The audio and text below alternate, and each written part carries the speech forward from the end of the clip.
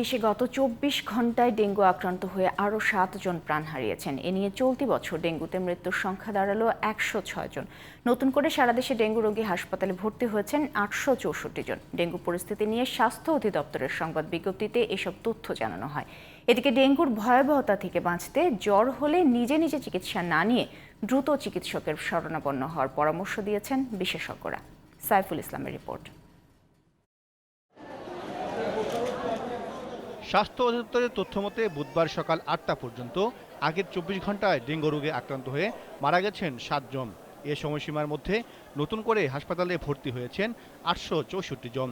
এর মধ্যে ঢাকার হাসপাতালে ৫৬৫ জন এবং ঢাকার বাইরে ভর্তি হয়েছেন ২৯৯ জন। বর্তমানে সারা দেশে সরকারি ও বেসরকারি হাসপাতালে চিকিৎসা নিচ্ছেন ৩৩০৪ জন। এর মধ্যে ঢাকার হাসপাতালগুলোতে ভর্তি রোগীর সংখ্যা ২২৪৭ জন এবং ঢাকার বাইরে ১০৫৭ জন।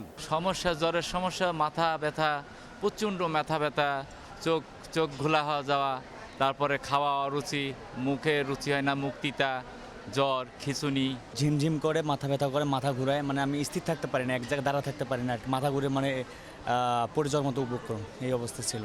রাজধানীর সরকারি হাসপাতালে ডেঙ্গু রোগীর চাপ সামলাতে হিমশিম খাচ্ছেন চিকিৎসকরা। বেশিরভাগ রোগী জ্বর হলে অবহেলা করে বাড়িতে টোটকা চিকিৎসা নিয়ে পরে বাধ্য হয়ে হাসপাতালে আসছেন বলে জানিয়েছেন চিকিৎসকরা। এ কারণে রোগীদের অবস্থা সংকটাপন্ন হচ্ছে বলে মত তাদের।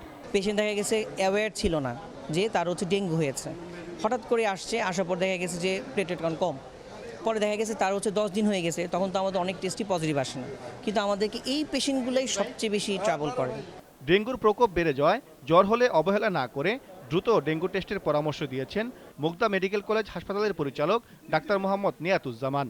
এছাড়া বাড়িতে বসে না থেকে চিকিৎসকের শরণাপন্ন হওয়ার তাগিদও দিয়েছেন তিনি। যখনই সে মনে করবে যে ডেঙ্গু রোগ আমার হয়েছে, আমি ডেঙ্গুতে আক্রান্ত হতে পারি, অনুগ্রহ চিকিৎসকের পরামর্শ নিন এবং পরীক্ষা করুন। কারণ আপনার সদা অবগতির জন্য আমি জানাচ্ছি, আমার হসপিটালে সকাল ৮টা থেকে রাত ৮টা পর্যন্ত ডেঙ্গু টেস্ট করা যায়। স্বাস্থ্য অধিদপ্তর জানিয়েছে চলতি বছর এই পর্যন্ত ডেঙ্গু আক্রান্ত হয়ে হাসপাতালে ভর্তি হয়ে চিকিৎসা নিয়েছেন ২৭,৮০২ জন। Saiful Islam, GTV news, Dhaka.